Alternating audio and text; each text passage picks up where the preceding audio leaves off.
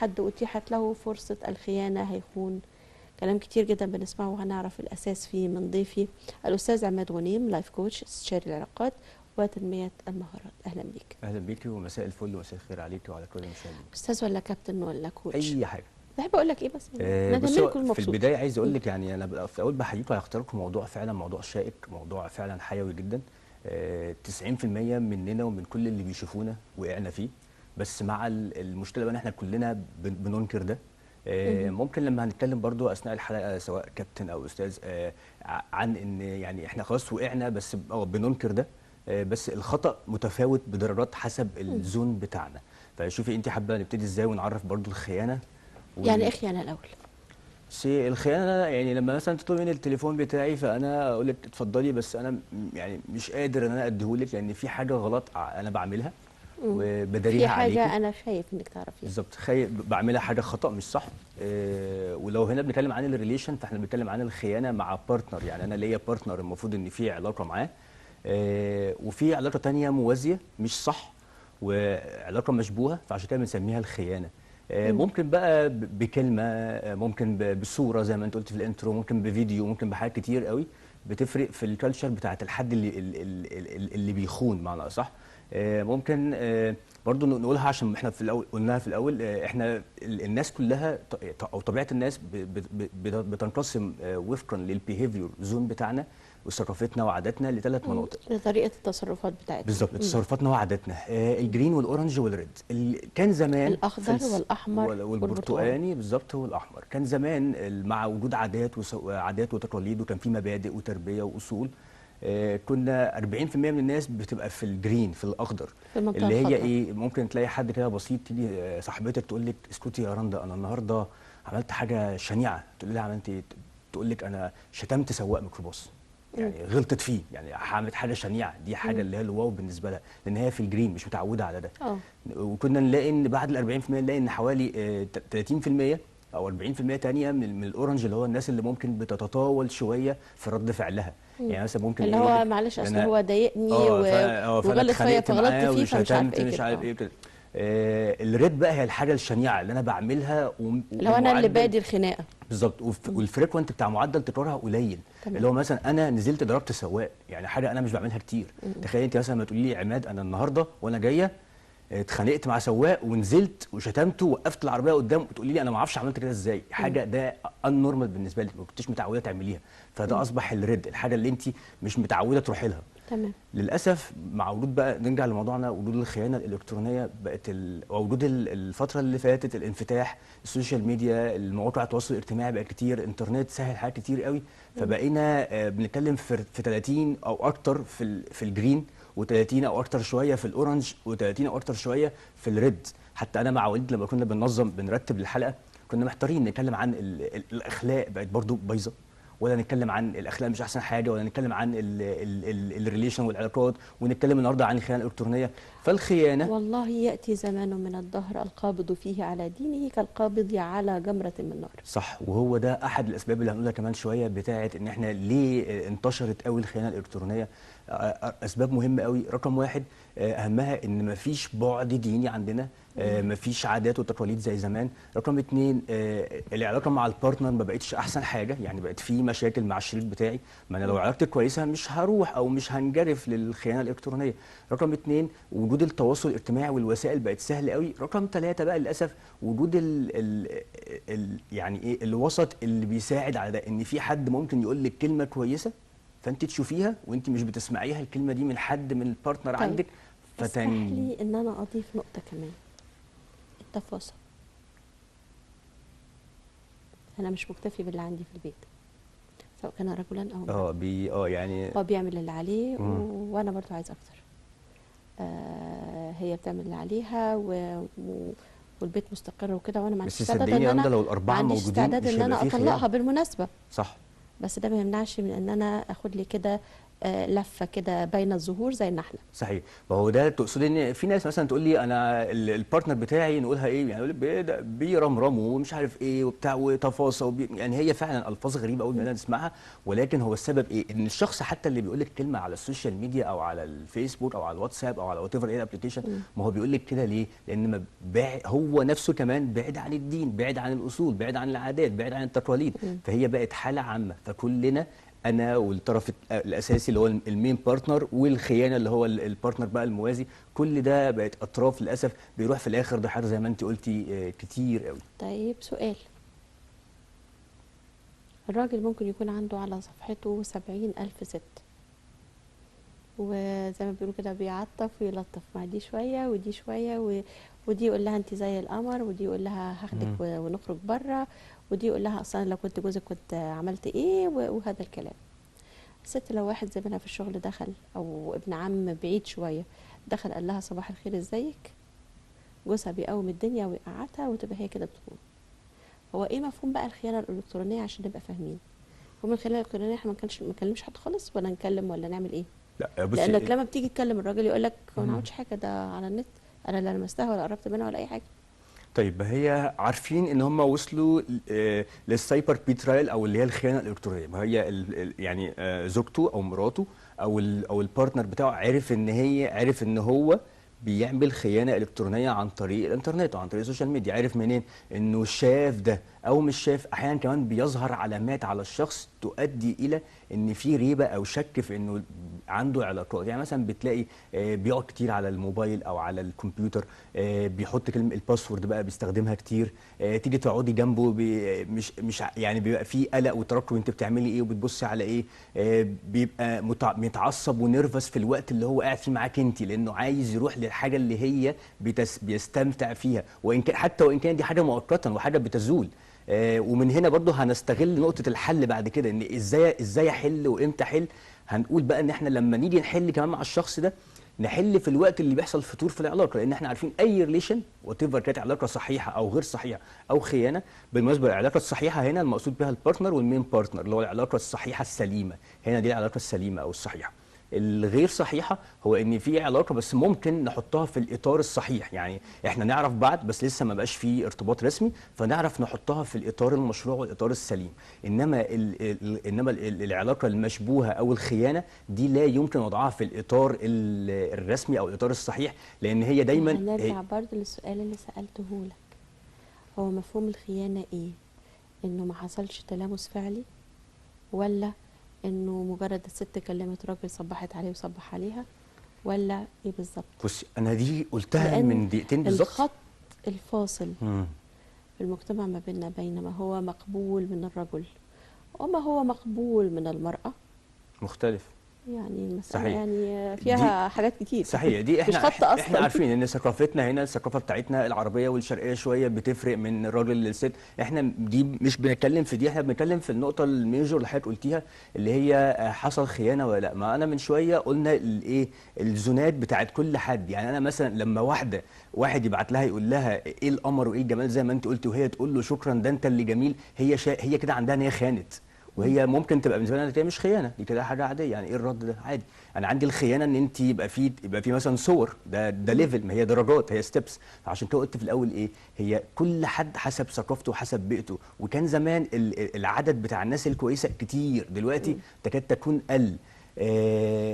الريد هو اللي احنا بنتكلم فيه. انت تقصدي بقى ان يحصل خيانه بصور او بفيديو او وات ايفر ايه، كلام حب بقى وكلام بالظبط، وعاده تبقى بتوصل بقى انها توصل بفيديو بيتمادى. ما هي مشكله الخيانه الالكترونيه ان هي بتبقى موجوده سهل قوي، يعني في الوسط موجوده، ما فيهاش اي عواقب. يعني ما فيش زمن، في حل للزمن. يعني لو في فرق ما بيننا في الزمن نعرف نحلها، لو في فرق في المكان عارفين ان صعب ان احنا نتقابل، لا ما بقيناش نتقابل، احنا كل واحد معاه الماشين بتاعته، ما بقتش 1 تو 1، بقت 1 تو ماشين. يعني انا قاعد مع موبايلي او الكمبيوتر بتاعي، وحضرتك قاعده مع الموبايل والكمبيوتر بتاعك، ممكن يكون بيننا مسافات واميال وكيلومترات في بلاد تانية مختلفه. ومن هنا حتى لما الموضوع زاد قوي وصلنا لتصنيف كمان عشان نتكلم فيه، تصنيف البلاد الاكثر خيانه الكترونيه ده طلعت، يبقى اذا هي شيء موجود ومعترف بيه. ولكن في البلاد المتقدمه شويه بيتكلموا عنها يعني ايه كليفل اللي هو وصلنا للمشكله او للعلاقه المشبوهه اللي هي خيانه الكترونيه، اللي هي حصل الورست كيس سيناريو اللي هو الاثنين بيتكلموا ممكن توصل لسيكشوال طيب ريليشن بالماشين.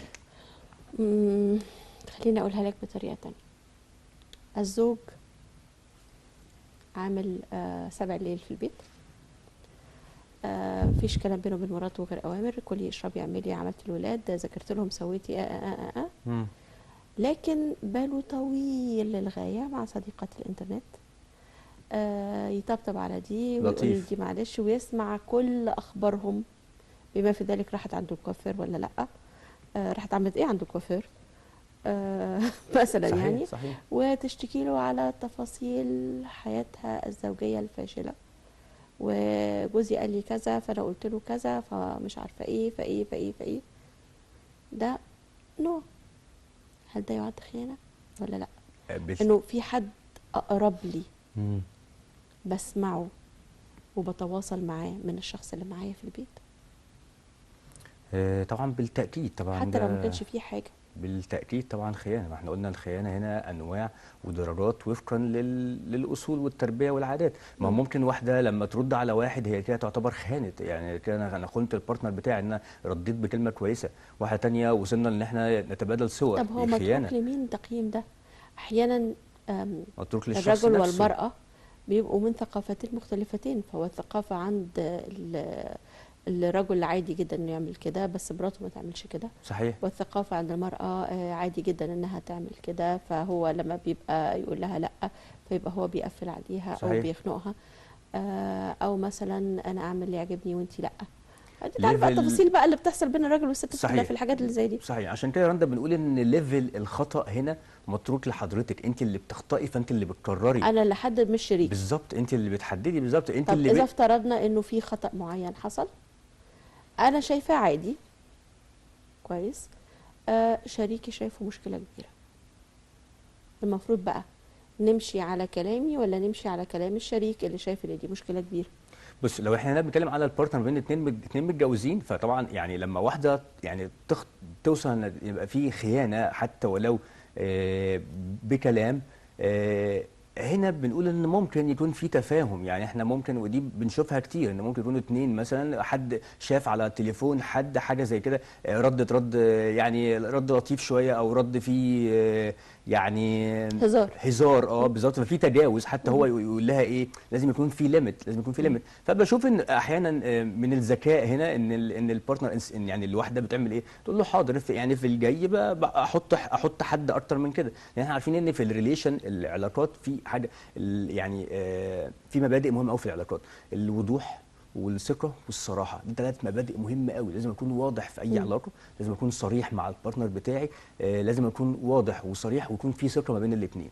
وعشان مم. اي ريليشن تستمر لوقت اطول لازم يكون في ليميت او بوردر او حدود. مم. يعني الحدود بتحافظ على العلاقات وتقومها وتحافظ على استمراريتها. مم. بمعنى يعني انت مع زميل حضرتك في الشغل، لما جوز حضرتك شايف ان انت هزرتي هزار معاه، فهو شايف ان ده تجاوز، وانت شايفه ان يعني كانت حاجه بسيطه، فخلاص احنا في المره الجايه دي نقطه هراعي ده. تو بي مم. كونسيدرد، مم. بالظبط ان انا بس اراعيها. لما يكون الزوج نفسه يعني انت بقى عايش هتقولي له حياته بالظبط، تماما، ما انت هتقولي له طب فاللي ما هو طب انت. خلاص انت كمان ما تهزرش، هيقول لك لا انا راجل انا اعمل اللي انا عايزه. لا طبعا احنا هنا بنقول المعامله بس احنا هنا بنعرف مم. بس ان هو لازم برضو انت كمان تاخد بالك. الطريقه هنا مهمه قوي، وقت التدخل مهم قوي. عايز مم. اقول لك برضو يا رندا على حاجه مهمه، ان حتى اللي بيقع في الخيانه، احنا ناس كتير قوي بتسمعنا وفاكره ان ما بيوصلوش لحاله من الفتور، بيوصلوا هم كمان لحاله من الفتور والزهق وده والملل. طبيعي، وده طبيعي، ما هي دي اي طبيعه يعني اي مش علاقه. دي الحاجة الاوفر، هو كل العلاقات لازم بيوصلوا لمرحلة من صحيح، المراحل، حتى ولو هي، كل حتى العلاقات ولو مهما كانوا خيانه. بيحبوا بعض صحيح بيوصلوا لمرحلة من الفتور، فترة من صحيح. عشان الفترات. كده بيقول لك ايه، في مثل بيقول لو دامت ما كانتش جات لك، يعني بمعنى صح، بالظبط اه. فاهمين دي طبعا. فبالتالي وقت التدخل هنا مهم. لما انت حضرتك تكتشفي ان زوج حضرتك، او انت تكتشف ان ان الزوجه او المدام او مراتك او حد من اولادك ك ك ك كريليشن العلاقة يعتريها للاسره. الفتور، لازم احط شوية اكسجين علشان ترجع تشتغل عشان تاني. احنا هنحط اكسجين كمان. لا احنا بقى قصدي نتدخل بقى في ان احنا ازاي نمنع ان العلاقه دي ما تتكررش تاني، اللي هي خيانه اه ما الكترونيه. نسيبهاش تموت، نديها بالظبط. بقى شويه كده نفصل قبلة رقم الحياه واحد. علشان ايوه ترجع تشتغل تاني، ترجع تعيش تاني. صحيح، نفصل احنا الاثنين. كل حد عباره عن سيركل ريليشن، احنا اي اتنين بارتنر ماشيين في علاقه صحيحه ما بينهم نقط مشتركه او كومن سيكتور، بنتكلم في النقط دي، ما نتكلمش في النقط المختلفه. نصارح بعض بالمشاكل اللي ما بيننا. لو حصل حاجه زي كده وبان على احد الاطراف ان ماشي في علاقه مش احسن حاجه وعلاقه خيانه وكده، والطرف الثاني لاحظ سواء ان هو بيلاقيه يقعد كتير مع نفسه، قاعد على الموبايل او على اللاب وقت طويل، نرفز في التعامل معاه، اجي اقعد جنبيه بيحاول يداري هو بيعمل ايه، بيستمتع وقت اطول مع نفسه مع الماشين بتاعته اللي بيستخدمها في الخيانات الالكترونيه، ساعتها انا مش هو ده مش وقت التدخل. وقت التدخل لما الاقيه بقى هو ساب، يعني حصل بقى الفتور مع العلاقه الثانيه اللي هي الخيانه دي، ساعتها انا ابتدي بقى اتدخل بقى، ساعتها بيبقى هو ويك بوينت او نقطه ضعف للبارتنر اللي مش اللي فيه الخيانه، انا اتدخل ازاي؟ اتدخل بقى ان أنا نتكلم بقى بشفافيه، طيب نتكلم في بس خليك المشاكل، معايا، نحط نقط حلول. في ناس اول ما بتلاقي ظل خيانه بتقول لك لا، رقميه مش رقميه انت خنتني، فخلاص انا اخد بعضي وامشي مثلا. صح طبعا، عايز اقول لك ان ما بيبقاش عندهم الصبر ان هم كتير. يستنوا فتور العلاقه التانيه علشان يبداوا من اول وجديد. صحيح، كتير. عايز اقول لك فعلا النهارده كتير جدا يعني من اللايف كوتشز وعلماء النفس احنا بنقول ان الخيانه الالكترونيه زيها زي الخيانه العاديه، يعني في مش ناس عندها قدره تسامح في الموضوع ده وتكمل، ناس لا. بالظبط. اللي هيسامح هيقدر يسامح سواء كان في خيانه عاديه او خيانه الكترونيه، واللي مش هيقدر يسامح مش هيقدر يسامح سواء كان في خيانه الكترونيه او خيانه عاديه. بس هنا برضو هنرجع تاني للليفل بتاع الخيانه. يعني مثلا انت شفتيني باعت لحد بهزر معاه بالكلام، ما وصلناش لسه لمرحله صور ولا فيديوهات ولا الكلام ده، ساعتها لما انا اعتذر لك وارضيكي واقول لك ان انا هحط ليميت، هتبقى هتسامحي وتبداي تبني على ده ولا لا؟ اعتقد هتبقى اكسبتد او مقبوله، عن لما تشوفيني بتبادل الصور، في صور متبادله ما بين الطرفين، ممكن ساعتها يعني هيبقى في موقف وفي اكشن، في يعني هتاخدي حد فعلا وتاخدي ممكن اكشن تايم كده عشان نرجع. انما لو شفتي بقى الموضوع تجاوز ووصلنا لفيديوز ووصلنا لحاجات زي كده، فاذا الموضوع هنا هيبقى صعب، ما بقاش في ثقه متبادله بين الاثنين. طيب خلينا نتكلم على البيت نفسه. هل ممكن البيت نفسه هو اللي يخلي أحد الأطراف مش قادر يكمل وبيدور على نفسه في مكان آخر، ولا بتبقى المشكلة أصلا في هذا الشخص اللي اختار إن هو يسيب حياته ويعني يرقص يعني في الحارة الخلفية زي ما بيقولوا بعيدا طبعا عن البيت؟ السببين طبعا اكيد وجود المشاكل مع التحديات الصعبه اللي احنا بنعيشها دلوقتي، ازمات الاقتصاديه، الظروف الصعبه اللي بنعيشها بتؤثر على البيت طبعا بشكل عام، بتؤثر على العلاقه الزوجيه ما بين الاثنين طبعا، حتى على الاولاد الصغيرين. عايز اقول برضه احنا حتى الصغار لا يخلو يعني مش بعيد عن الخيانه الالكترونيه. وعايز اقول لك يعني بنشوفه وبنسمع وبنتكلم ونحاول نفهم ونوعي ونعمل اويرنس حتى للجيل الصغير. بس طبعا اكيد المشاكل موجوده، هي سبب رئيسي. مع قلنا الافراط في استخدام وسائل التواصل الاجتماعي، يعني هي ما بالظبط. بتدخلش حد بس قاعده طول النهار بتتفرج على موضه وطبيخ صحيح ومش بتتكلم معاه. صحيح. ما احنا عشان كده قلنا في الاول في 4 اسباب مهمه قوي، ان وجود الانترنت بقى جزء اساسي من يومنا، والسوشيال ميديا ومواقع التواصل الاجتماعي كلها بقت حوالينا واحنا قاعدين عليها وقت وبننسى نفسنا عليه. يا سلام لو نعرف نقصين او نخصص وقت معين لكل ده، هنقلل كل المشاكل والحاجات اللي بتجيلنا. ده رقم واحد. قلنا برضو رقم 2 ان البيئه الخصبه اللي هي ممكن تلاقي حد على السوشيال ميديا بيرمي لك كلمه. بالمناسبه هو فعلا بيرمي، لان هو بيرمي الناس كلها. يعني انت حتى ما تفتكريش والسناره اللي تغمس بالظبط. يعني هي مثلا ممكن واحده دلوقتي مثلا تكون من حد مثلا بيشوفنا واحد او واحده عنده بيعمل خيانه الكترونيه يعني مع حد، وهو فاكر ان الحد ده لا مخلص ليه. لا طبعا ما فيش كده. هو زي ما انت قلتي هو بنرمي، وزي ما واللي بيغمس بقى كده وبيبقى متعدد العلاقات يعني. فده شيء اساسي ومعروف طبعا جدا. وكمان البيئه الخصبه ووجود المشاكل، كمان مع ان الطرف اللي انا فيه معايا بارتنر في علاقه صحيحه احيانا بتبقى فيها علاقه فتور، فمهم هنا التجديد عشان نخل بال4 اسباب اللي هي بتخلينا او بتخلي الطرف يلجا للخيانه الالكترونيه. واللي في ايدينا مهم قوي ان احنا نعرف نغيرها، لان الانترنت موجود ملوش حل خلاص، بس احنا ممكن نقنن الوقت. المشاكل ما بين الطرفين دي نعرف نحلها، ان احنا نجدد في الريليشن، نعرف نفصل مع بعض، نسافر ونغير بحيث ان احنا نبني ريليشن كويسه. مين بيكون اكتر، الراجل ولا الست، وانهي بلدان بتكون اكتر؟ بص بما انا انك بشوف طرحت الموضوع كده لماما وانت بتبتدي. انا بشوف الاثنين بصراحه، يعني عشان نبقى عارفين الاثنين، بس بشوف ان الست برضو في ايديها حاجات كتير يعني. وفعلا هي يعني تقدر تتغاضى عن حاجات، تقدر تسامح عن حاجات، تقدر فليه دايما الست تعلم، هي اللي لازم تقدر. تسامح والراجل يسامحه كمان شويه؟ عشان كده الجنه تحت اقدام يعني هي الامهات الست يعني الحقيقه لو فعلا. لقت الراجل اللي بيسمع لها مش هتدور على حد تاني تحكي له بره. بس انا هقول لك هي يعني الست في ايديها من الحكمه والعقل انها فعلا تكمل البيت. احنا عارفين ان الرجاله يعني فعلا فيهم مشاكل، ده اكيد. انا بأقر ده وعارف ده كويس. خليني اقول لك حاجه، ولكن بتبقى صديقته المفضله اللي بيحكي لها كل حاجه لغايه ما يتجوزوا ويخلصوا شهر العسل. بعد كده خلاص. بعد كده يعني دماغها اللي كانت عاجباها ما عادتش بتشتغل، اهتمامها بيه ما عادش لازم، حاجات كده. بصي انا يعني هقول للمشاهدين كام حاجه كده بسرعه عشان نبقى عارفين قيمه المراه في حياتنا. ان الجنه تحت اقدام الامهات، تحت اقدام السيدات. رقم واحد، الرسول عليه الصلاه والسلام علمنا، قال لنا امك ثم امك ثم امك، يعني السيدات ليهم فضل يمكن 3 اضعاف الرجال. وراء كل رجل عظيم امراه. فاذا هي الست فعلا هي اللي بيها يعني انها البيت ما يتخربش والبيت ما يتهدمش، هي في ايديها. المرأة والبنت في المجتمع لو أعددتها تعد شعب طيب الأخلاق، فده فعلا ده شيء مهم قوي. ما بنقولش إن الراجل يعني تابع أو مش في إيديه، لا طبعا هو كمان في إيديه، بس هي الست اللي دايما بيكون رد فعل. يا سلام لو الست تعرف تعمل كنترول وتكون هي فعل مش رد فعل، فعلا تقدر تبني وتقوم. ويعني فعلا عشان كده يعني انا بصراحه بشوف ان انتوا يعني الفضل ليكوا في المجتمع بصراحه، دي حقيقه. الله يا استاذ فبالتالي عماد، ده الراجل ده استسهال. امتى يجي اليوم اللي الراجل والست يعترفوا ان هما الاثنين عليهم مسؤوليه مشتركه؟ صحيح. الاستاذ عماد غنيم، لايف كوتش واستشاري العلاقات وتنميه المهارات، شكرا جزيلا على وجودك شكراً معنا لحضرتك. النهارده. ان شاء الله يبقى لنا لقاء اخر. شكرا ليك. مشاهدينا الكرام، بعد الفاصل نلتقي واخر ضيوفنا النهارده.